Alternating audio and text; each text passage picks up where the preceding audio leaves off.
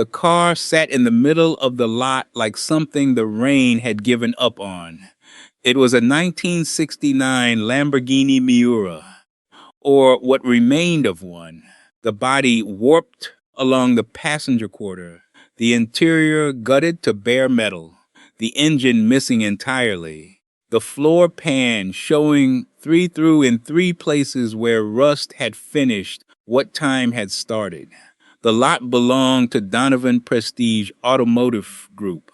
12 acres of curated inventory on the north edge of Scottsdale, Arizona, and the Miura did not belong there in any sense the lot's owner recognized. Victoria Donovan, CEO of Donovan Prestige, and the third generation of her family to hold that title, stood in front of the car in a cream blazer that had not been near a garage in its life.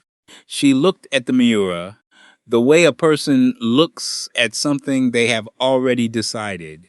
Then she said, loud enough for the three men behind her to hear, "It's scrap with a famous name. The only thing worth saving is the badge." The man she said it to was named Daniel Marsh. He was 38, wearing a flannel shirt with a frayed left cuff, and he had arrived in a truck older than two of Victoria's salespeople. He did not react. He had learned over many years not to react. What Victoria Donovan did not know was that Daniel Marsh had spent 11 years as lead restoration engineer at Carrozzeria Pura, a workshop in Modena whose waiting list had never fallen below 4 years, and whose clients included in 3 national museums and a former head of state. He did not advertise this. He had simply come home to Arizona when Claire died, because their daughter Nora needed a parent who came home every night, and the only way to guarantee that was to work somewhere small. Stay with this one to the end. Every detail is here for a reason. Daniel had a shop on the east side of Mesa called Marsh Restorations. The sign was hand-lettered and faded. The shop was 1,100 square feet, with a pegboard wall of ordered tools and a concrete floor swept clean every evening. He had no employees. He had one regular helper, a retired machinist named Gus Ferreira, who showed up on Saturdays without being asked and left without discussing payment. And he had Nora, 7 years old, who sometimes sat at a folding table near the rear wall, doing homework while her father worked. Her stuffed rabbit, a gray lop-eared thing she called Biscuit, propped against her pencil case like a small supervisor. Claire had died of a fast-moving aneurysm 22 months before the morning Victoria pointed at the Miura. She was 34. Daniel had been in Modena when it happened. When he landed and understood what had already occurred, he made 2 decisions in the parking lot before he went inside. He would not go back to Italy. He would not put Nora in a situation where she could lose the only parent she had left. He had kept both decisions without variation. At Carrozzeria Pura, he had rebuilt a 1966 Ferrari 275 GTB that sold at Bonham's Geneva for $2.4 million. He had reconstructed from a burned chassis, a 1954 Maserati A6 GCS, now on permanent display at the Museo Nazionale dell'Automobile in Turin.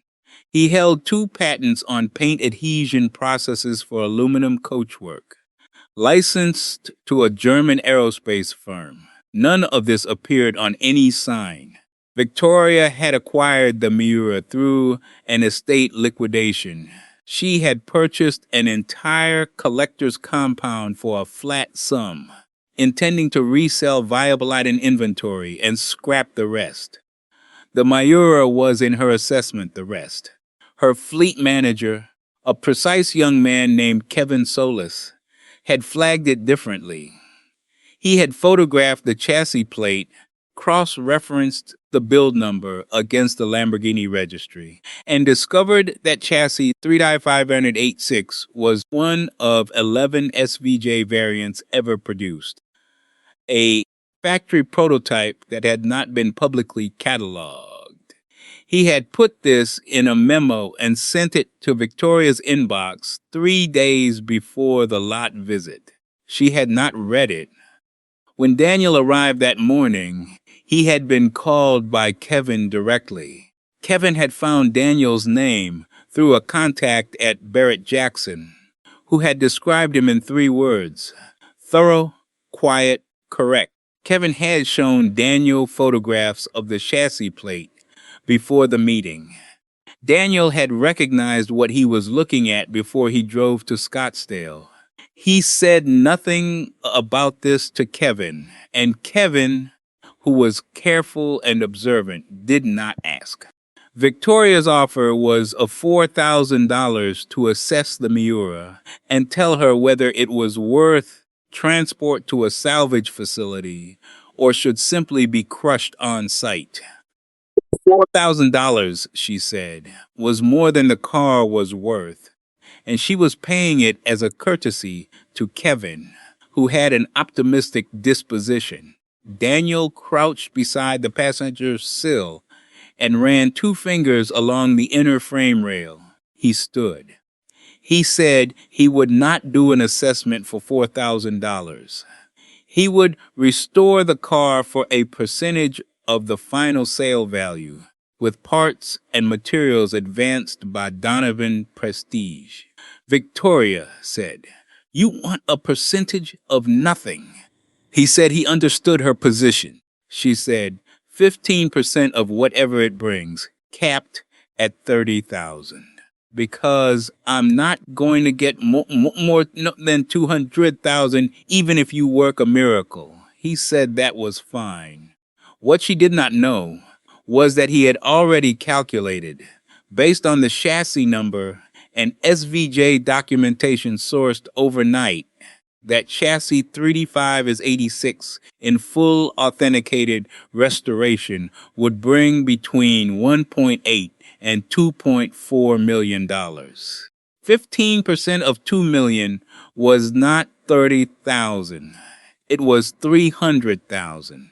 The agreement she had proposed had no cap on the percentage, only on the dollar amount she had named based on a valuation she had not verified. He said he would need the car delivered to Mesa. She said Kevin would arrange it. He drove home. Nora was at the kitchen table when he came in, biscuit on the Checher beside her, working through a worksheet on 2-digit subtraction. She looked up and said, "Did you get the broken car?" He said yes. She said, "Is it very broken?" He said it was broken in most of the ways a car can be broken. She considered this, pencil moving again. "Then it needs someone who knows all the ways," she said, and went back to her worksheet. He stood in the doorway for a moment. Then he went to wash his hands. The Miura arrived on a flatbed 3 days later. Daniel walked around it, once in the morning light without touching it. Then he went inside, made coffee, and began to write. The first document he produced was not a work order. It was a provenance record, 12 pages, single-spaced, compiled from the Lamborghini factory archive in Sant'Agata Bolognese, the Miura Owners Club registry, and 2 private correspondence collections. By the end of the first week, he had confirmed in writing what the chassis plate had suggested. Factory chassis 3586, one of 11 SVJ prototypes built in 1971, the only one fitted with a factory experimental intake configuration that had never entered production. It had last been documented at a private sale in 1987. It had been sitting, unregistered and uncataloged, in a temperature-controlled building in Scottsdale for 31 years. He submitted a copy to Kevin Solis by email. Kevin read it twice. Then he sat at his desk without moving, because he understood, with a particular clarity of someone who had written a memo that had not been read, exactly what was happening. He printed the document, put it in a folder, and set it on the corner of his desk where he could see it. The restoration began on a Tuesday morning in October. Daniel started at the frame. The frame announced its problems slowly. Not in the obvious deformation at the passenger quarter, but in microfractures along the rear subframe mounting points, found by running a magnetic particle inspection over every weld seam in sequence. He marked each fracture with a white paint pen. There were 11. He photographed each one, measured each one, and entered the measurements into a log updated at the end of every working day.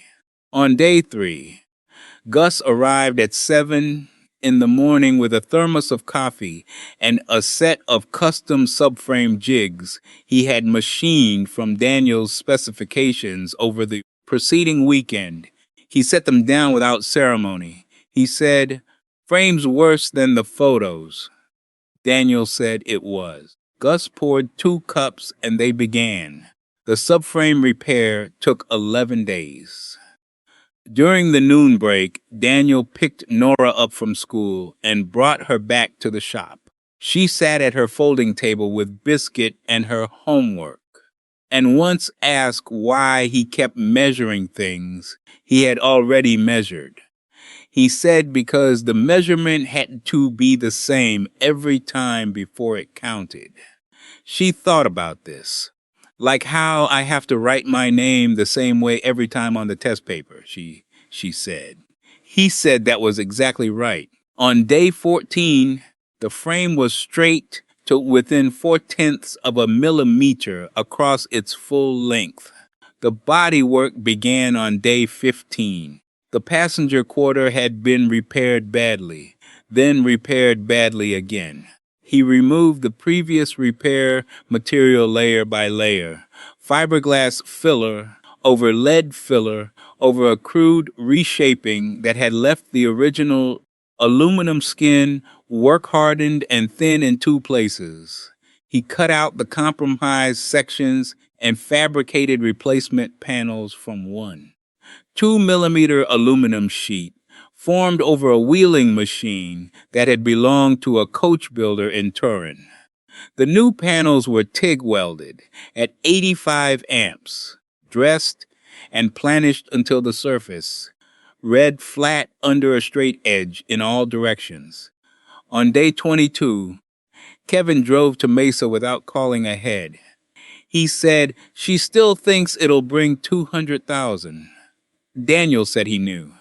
Kevin said, "The provenance document, have you submitted it to anyone else?"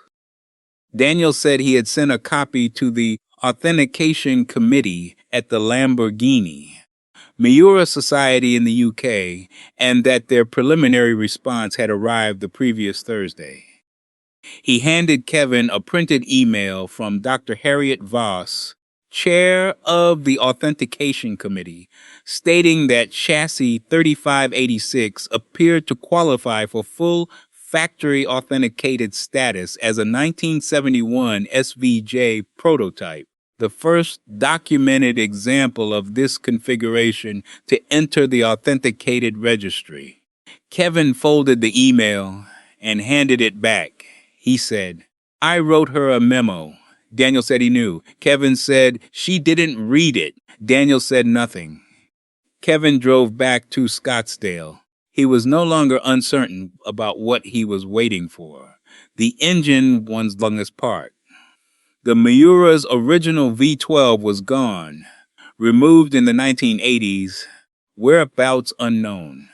Through a network of contacts including 3 Italian marque specialists and a parts broker in Maranello, Daniel had located a period-correct 3009-29cc V12 block from a 1971 parts cache stored, sealed, in a warehouse in Reggio Emilia since 1983. The block arrived by freight in a wooden crate with Italian customs documentation dated 40 years prior still attached to the lid.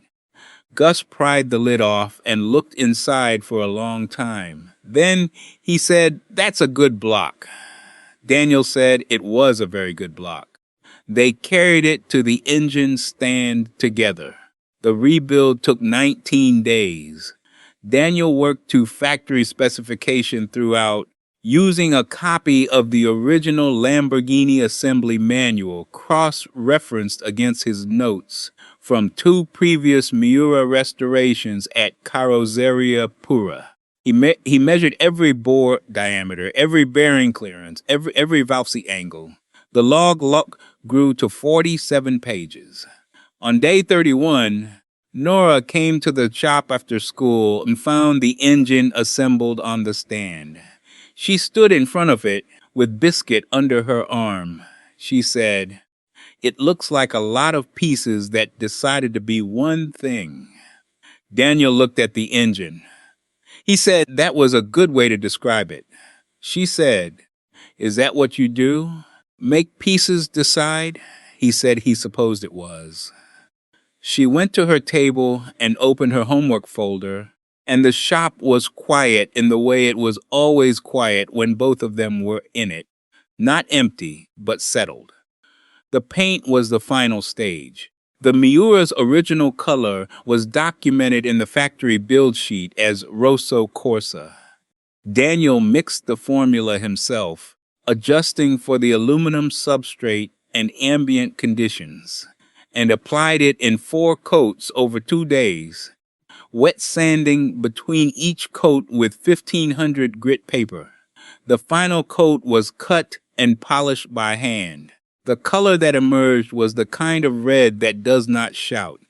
It simply existed fully, the way a correct thing does.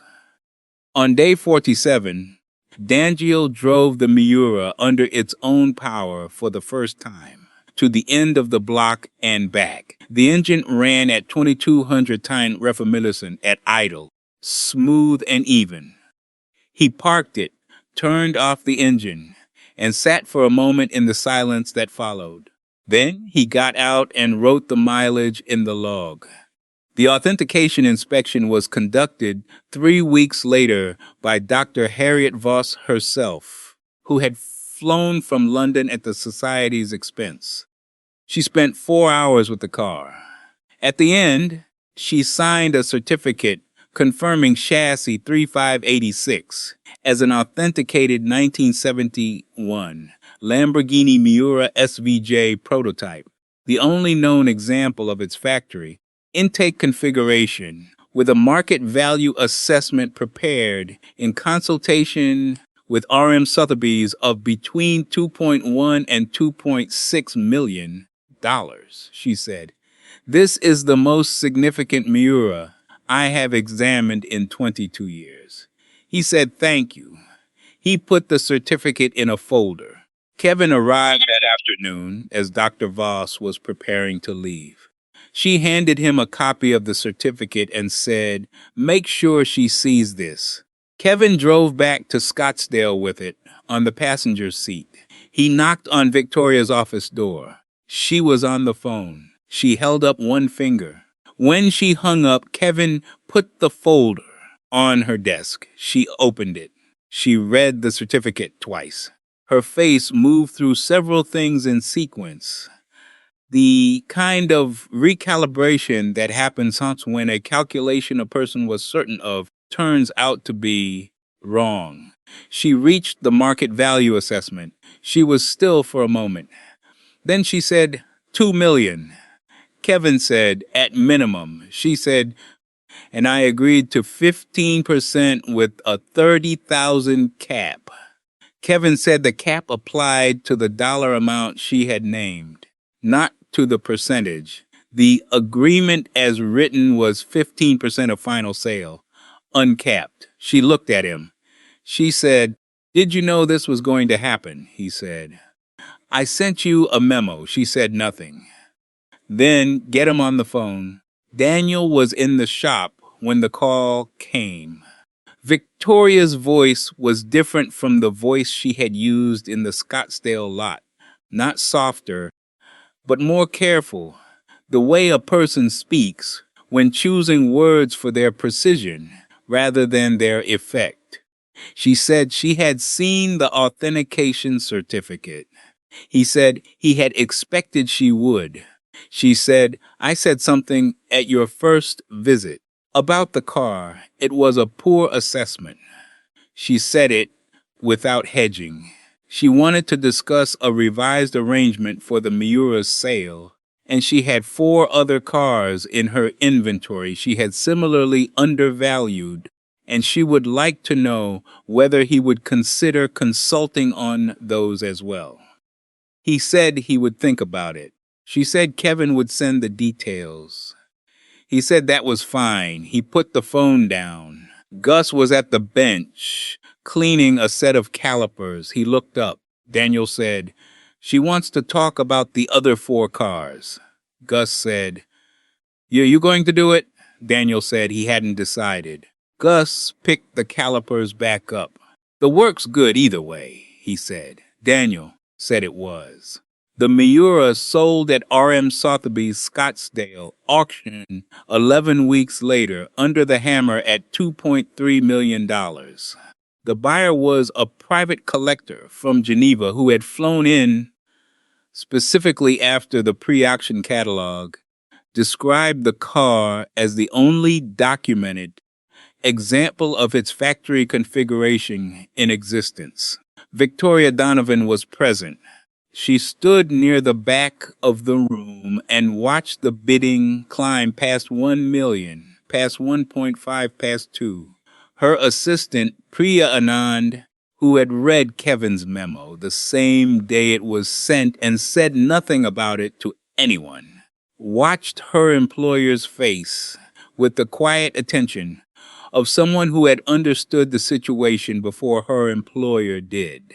The man beside Victoria, a dealer from Dallas named Garrett Holt, who had said loudly in the presale, viewing that the authentication was optimistic, left the room without shaking hands with anyone shortly after the bidding passed 1.8 million. He did not return. Daniel's 15% came to $345,000, wired to his account 4 days after the auction closed. He did not tell anyone except Gus, who said good and went back to what he was doing. That evening, Daniel picked Nora up from school, and they stopped at the grocery store. She held his hand in the cereal aisle and said, "Is the red car gone now?" He said it was. She said, "Did someone love it?" He said he thought they would. She said, "Good," and put Biscuit under her other arm, and they went to find the cereal. The 4 remaining cars were a 1967 Ferrari 330 GTS, a 1955 Alfa Romeo, 1900 CSS Zagato, a 1972 De Tomaso Pantera with documented racing provenance, and a 1963 Aston Martin DB4 GT, misidentified in the estate purchase as a standard DB4. Each was, in Victoria's current ledger, a liability.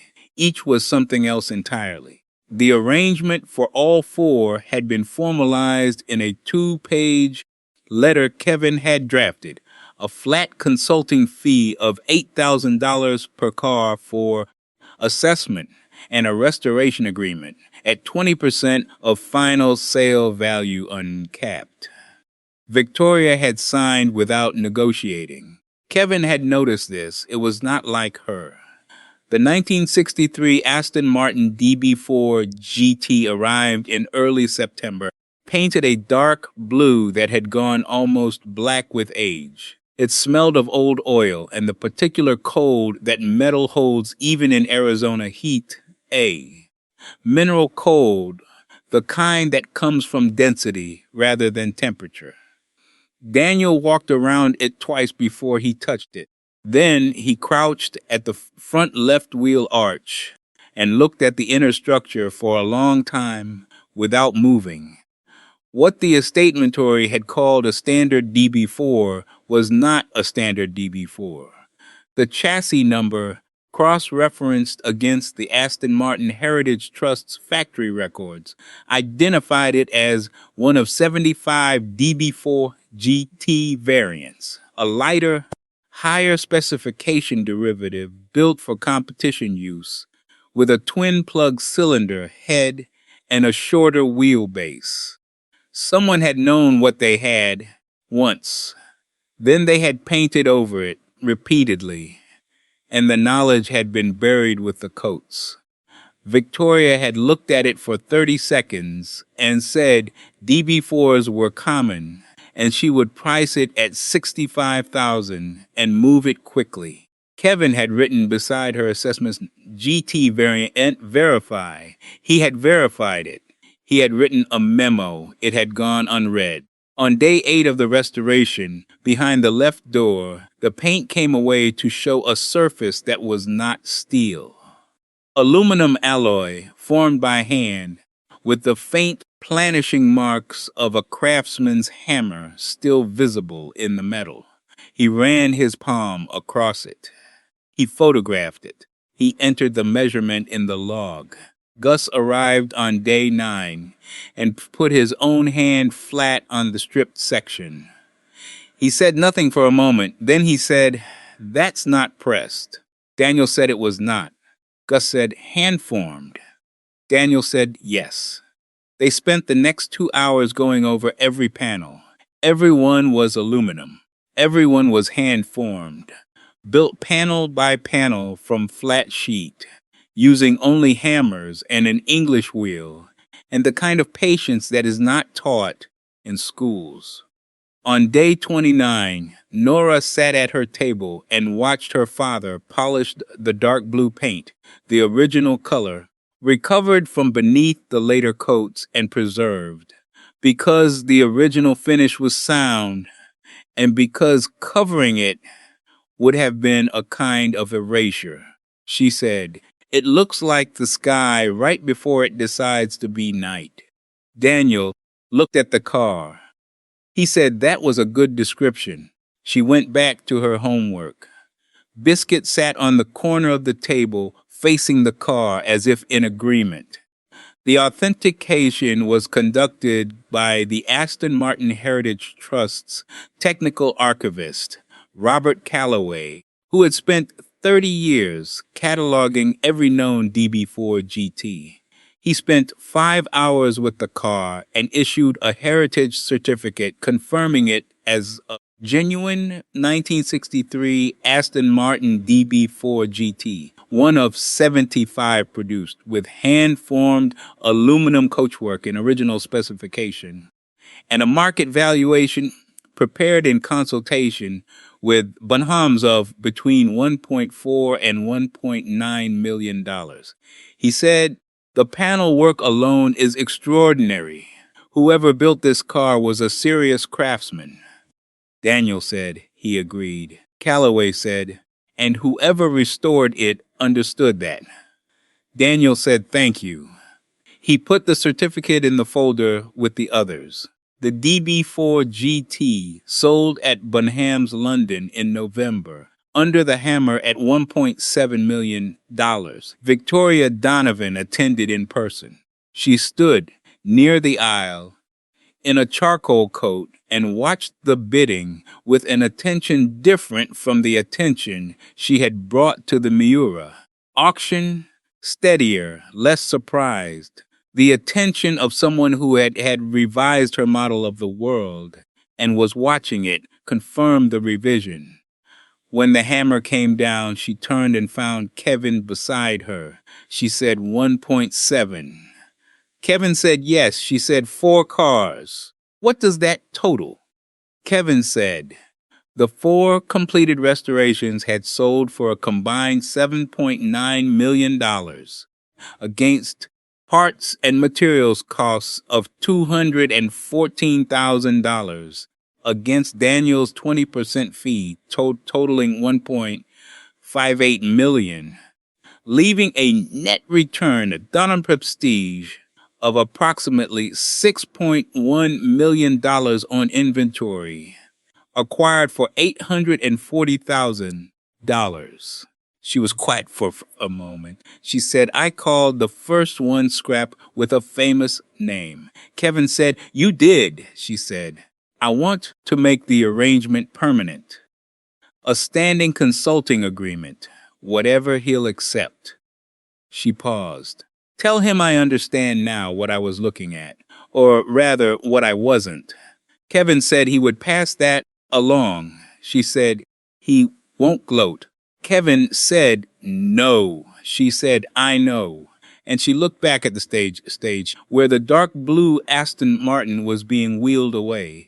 And she watched it go with the expression of someone who has learned at considerable cost the difference between a price and a value. Daniel was not at the London auction.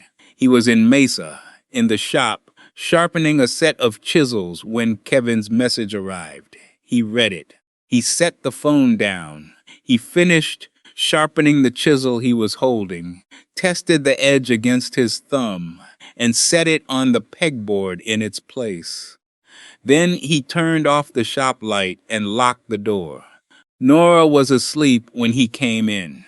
The light from her room still showed under the door.